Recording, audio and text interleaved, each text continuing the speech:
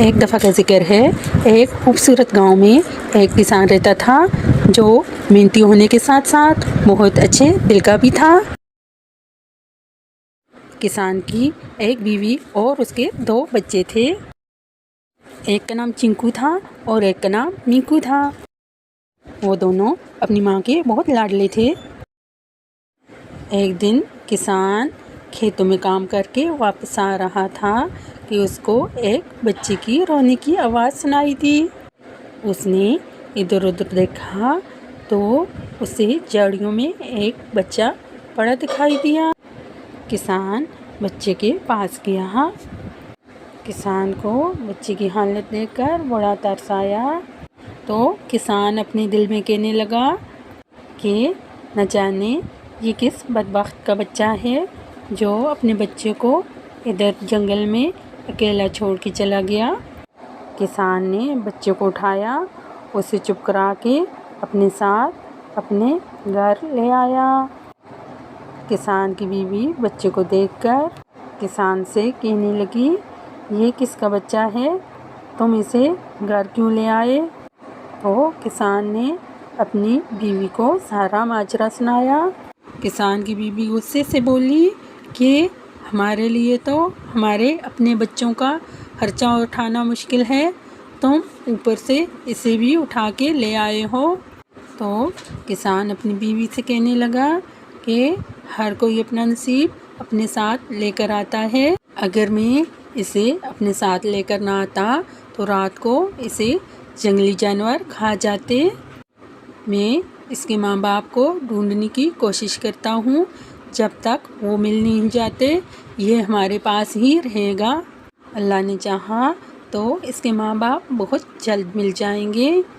تو کسان کی بیوی کہنے لگی، ٹھیک ہے، تم جلدی اس کے ماں باپ کو ڈھونڈو اور جلدی سے یہاں سے چلتا کرو۔ کسان بڑی کوشش کے بعد بھی اس کے ماں باپ کو تلاش نہ کر سکا۔ اب وہ بچہ جس کا نام کسان نے بنٹی رکھا ان کے ساتھ رہنے لگا، لیکن کسان کی بیوی اس سے بالکل خوش نہ تھی۔ وہ اپنے بچوں کے ساتھ تو بہت اچھا سلوک کرتی، لیکن بنٹی کے ساتھ بالکل نوکروں والا سلوک کرتی تھی۔ کسان اپنی بیوی کو بہت سمجھاتا، کہتا کہ دیکھو بنٹی تمہارے ساتھ گھر کا بھی سارا کام کرواتا ہے اور کھیتوں میں میری مدد بھی کرتا ہے، اس کے باوجود بھی تم اس سے ہمیشہ ناراض رہتی ہو۔ لیکن اس کی بیوی کسان کی بات نہ مانتی، جبکہ بنٹی کسان اور اس کی بیوی سے بہت پیار کرتا اور بہت ادب سے پیش آتا، جبکہ اس کی بیوی اسے بہت باتیں سناتی اور اسے پیٹ بھر کھانا بھی نہ دیتی۔ بنٹی بہت کوشش کرتا کہ وہ اسے خوش رکھ سکے، لیکن وہ بنٹی سے کبھی خوش نہ ہوتی۔ بنٹی گھر کی ساری صفائی ستھرائی کرتا، برتن دھوتا، کپڑے دھوتا، لیکن پھر بھی کسان کی بیوی اسے بہت باتیں سناتی، جبکہ چنکی اور مینکو اپنی ماں سے بہت بری طرح پیش آتے اور بہت بدتمیزی کرتے۔ اس کے باوجود بھی ان کی ماں ان کے نخرے اٹھاتی اور اتنی بدتمیزی کے بعد بھی انہیں کچھ نہ کہتی، جبکہ بنٹی کے ہر کام میں سے عیب نکالتی اور بہانے تلاش کرتی کہ وہ اسے باتیں سنا سکے، جبکہ بنٹی چپ چاپ اس کی ساری باتیں سن لیتا لیکن کبھی آگے سے بدتمیزی نہ کرتا۔ اسی طرح دن گزرتے گئے اور بنٹی جوان ہو گیا۔ کسان اپنی بیوی کو سمجھانے لگا کہ اب تو اس بیچارے کی جان چھوڑ دو، وہ گھر کا بھی سارا کام کرتا ہے اور کھیت بھی اس نے سنبھال رکھے ہیں، جبکہ تمہارے نکمے بیٹے کوئی کام نہیں کرتے بلکہ پورا دن گاؤں میں آوارہ گردیاں کرتے رہتے ہیں۔ جبکہ سارے گاؤں والے بنٹی کی بہت تعریف کرتے ہیں۔ کاش کہ ہمارے بچے بھی بنٹی کی طرح ہوتے، کتنا اچھا ہے بنٹی۔ یہ سن کر کسان کی بیوی کو غصہ آ گیا تو وہ کسان سے ناراض ہو گئی۔ کسان کے بیٹے सारा दिन आवारागर्दियाँ करते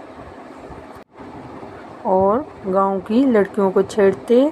सारे गांव वाले उन दोनों से बहुत तंग थे, जबकि सारे गांव वाले बंटी से बहुत प्यार करते थे। एक दिन गांव का चौधरी किसान के पास आया और कहने लगा, मेरी एक बेटी है जो बहुत खूबसूरत और समझदार है। मैं उसकी शादी बंटी से करना चाहता हूँ, क्योंकि इस गांव में बंटी के अलावा कोई भी उसके जोड़ का नहीं। तुम बंटी की शादी उससे कर दो तो मैं इनाम के तौर पर तुम्हें बहुत सारी ज़मीन दूंगा। मेरा सब कुछ मेरी बेटी का ही तो है। किसान बहुत खुश हो जाता है और बंटी की शादी उस चौधरी की बेटी से कर देता है। इस तरह किसान के हालात भी बदल जाते हैं और वो बहुत खुशहाल ज़िंदगी गुजारने लगता है। इस कहानी से हमें सबक मिलता है कि नेकी कभी ज़ाया नहीं जाती। अगर आपको हमारी कहानी अच्छी लगी है तो आप हमारे चैनल को ज़रूर सब्सक्राइब करें।